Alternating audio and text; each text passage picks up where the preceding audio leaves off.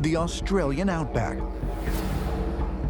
Located hundreds of miles from the bustle of the major city centers of Sydney and Melbourne, this sparsely populated region of the continent is home to an indigenous population that can trace their roots back over 40,000 years.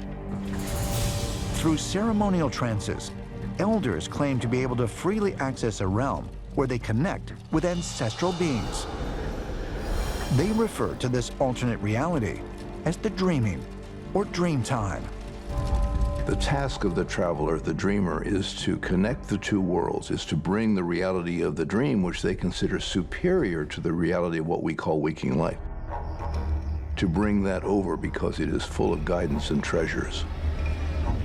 Dream time allows the indigenous people of Australia to travel back in time, or at least visit with ancestors very far back in time.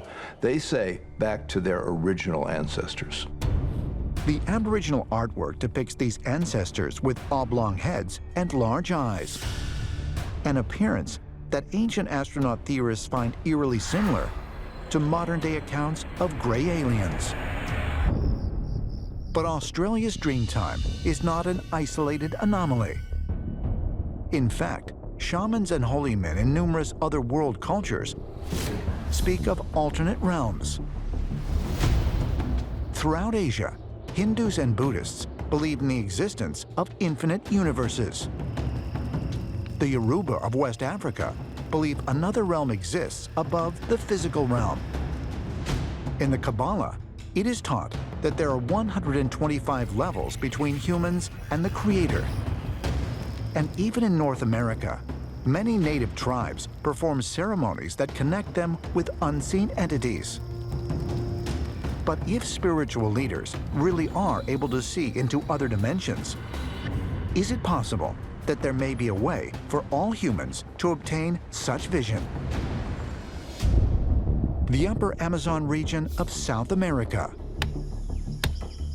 For hundreds of years, medicine men here have utilized a plant-based drug called ayahuasca for healing and to access otherworldly realms. In the ceremonies and altered states that are conjured up in the Amazon and other places, there is information that seems to be of great value.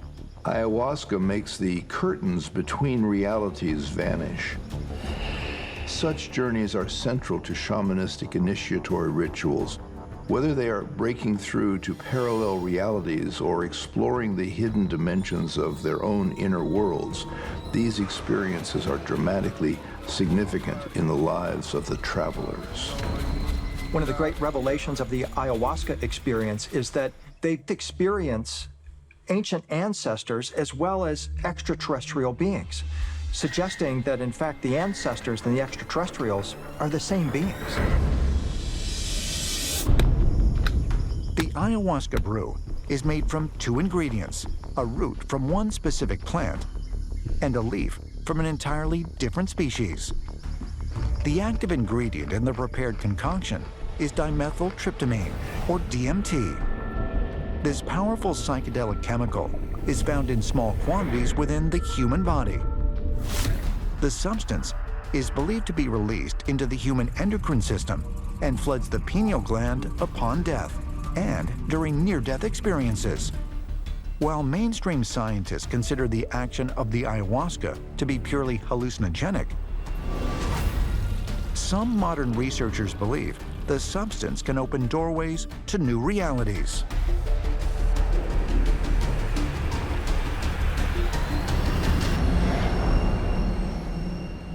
DMT seems to be able to alter our brain wiring in a way that allows us to perceive in more than 4 dimensions. Dimethyltryptamine might be the mechanism to allow our perception of these other alternate realities.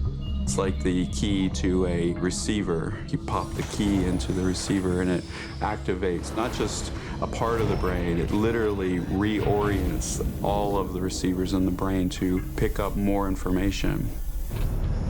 The question of just how ancient healers stumbled across this particular combination in a jungle containing tens of thousands of plant and vine species remains a mystery. What we're looking at here are incredible, remarkable plants that are using receptors in our brains to help us have these otherworldly experiences, contact otherworldly beings. So who has created this incredible biological catalyst for humans to use? You have to wonder if extraterrestrials themselves didn't have a hand in this.